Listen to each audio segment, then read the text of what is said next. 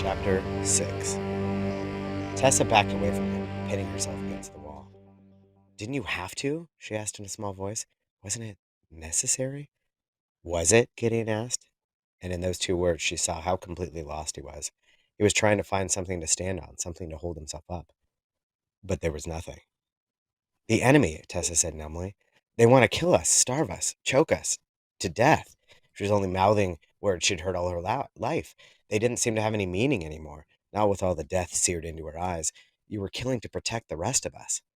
Those babies were going to kill us, Gideon asked. Babies?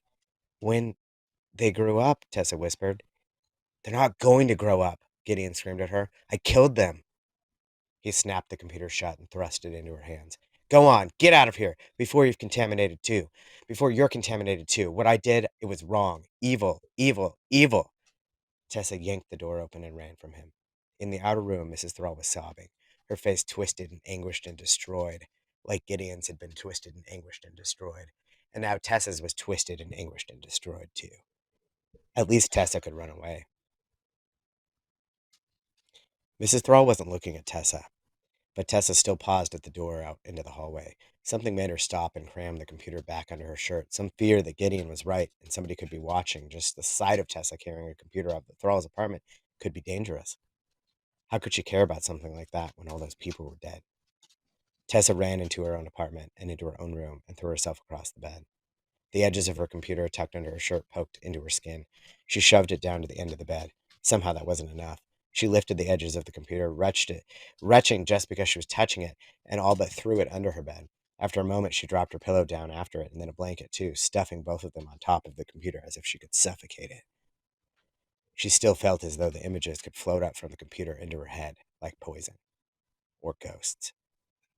What if the images of all those dying people were still on her computer the next day when she turned it on?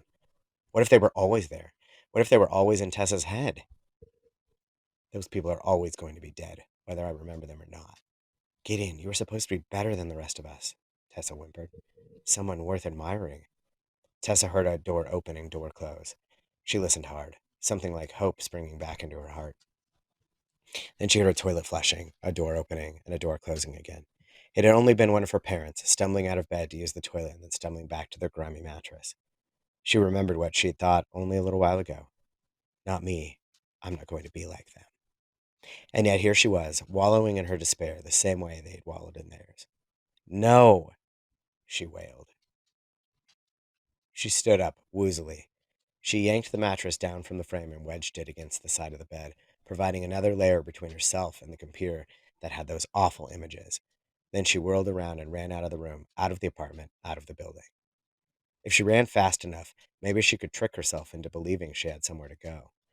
After a while, her legs cramped, and her lungs rebelled against drawing in another gulp of air. When every breath felt like a blade against her ribs, she slowed to a walk. She'd been running blindly, darting around corners without any mind to direction, and now she was in a completely unfamiliar part of the city. She wended her way through the blank-faced crowds, people grimly standing in lines, people walking with their heads down, their eyes averted. She was in a marketplace. But in contrast to the cheerful, sun-dappled place in Gideon's video before the bombs began to fall, this marketplace was full of filth and rot and misery. Toothless old men tried to sell shriveled-up apples, rattling around in nearly empty boxes. Glassy-eyed children coughed up phlegm and spat it on the ground. And if some of the phlegm sprayed up on the apples, nobody bothered wiping it away. No, Tessa wanted to scream. Somewhere there's beauty, there's hope, there's love, somewhere it doesn't get destroyed. She remembered the delicate, dew-covered spiderweb she'd seen that morning. She knew the dew would be long gone by now, but the spiderweb itself had been like a work of art. Suddenly, she felt like she would die if she didn't look at that spiderweb again. She began running once more, navigating her way through the crowds, squinting at street signs and turning and asking for directions and asking again when people didn't know. First, she got more lost, then she figured out where she was, then she got lost again.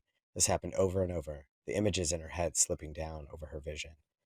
The dying children, the dead babies, and awful thoughts kept pushing their way into her mind. I thought that he would like me. I wanted him to like me. I still want him to like me. Does that make me evil too? But she could push back the images, she thought. She had a goal now. Just think about the spiderweb, remember? And then after you see it, you'll be able to think of other beautiful things, other hopeful things, other things to love. She hadn't realized how far she'd traveled. It was almost dark when she got back to her own street, approached her own apartment building. She hadn't eaten all day, but she brushed past the front door and hurried around back to the dirt pile where she'd found the weeds and the spider web. Children were playing in the dirt pile now, not toddlers making mud pies, but older boys fighting. "This is our hill and you can't have it," one yelled as he stood at the top. He was maybe 7 or 8, a miniature brute. "Oh, yeah?" another yelled back. "Who's going to stop me?" He charged up the hill, his fists out. Tessa squinted into the twilight, gazing at the spot between the two boys. There, amazingly, the spiderweb still hung between two stalks of foxtail grass, its delicate architecture testifying that everything Tessa wanted to believe in was possible. And then the two boys crashed into it, flattening it as they rolled down the hill fighting. "No!" Tessa wailed. She raced up the hill after them. She grabbed them by their shirts and pulled them apart. She was so much bigger and stronger than them that this was easy to do. "No!" she screamed at them. "Don't you see what I did? Don't you see what I did?" She dropped the two boys and began feeling around on the ground. She wanted evidence. She wanted them to see the ruin they'd made. She wanted them to hurt like she did. But of course, there wasn't even a wisp of the spiderweb left. And of course, it had never been anything but another illusion. It had been so beautiful, and yet the spider had built it solely to trap and kill. Like Gideon looked so handsome, so perfect, so heroic, but all he did was kill. The two boys looked up at Tessa. They were little, only 5 or 6 or 7 or 8, but their eyes held no innocence. They were already filled with hate and anger, greed and fear. Tessa began hitting them. "Stop it!" she screamed at them, pounding her fists against their backs, their shoulders, their arms. "You're already ruined. You already ruined things."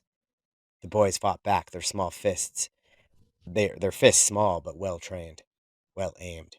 "Help us," they called to the other boys standing back. "Attack!" And then there was a whole pack beating up Tessa. She scrambled away, leaving behind a hank of her hair in someone's hand.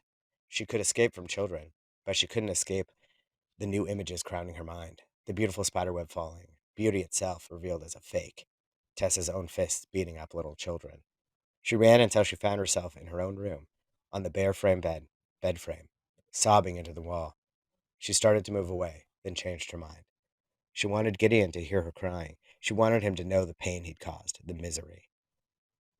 But he'd killed 1,632 people. Why would he care about one meaningless girl's broken heart?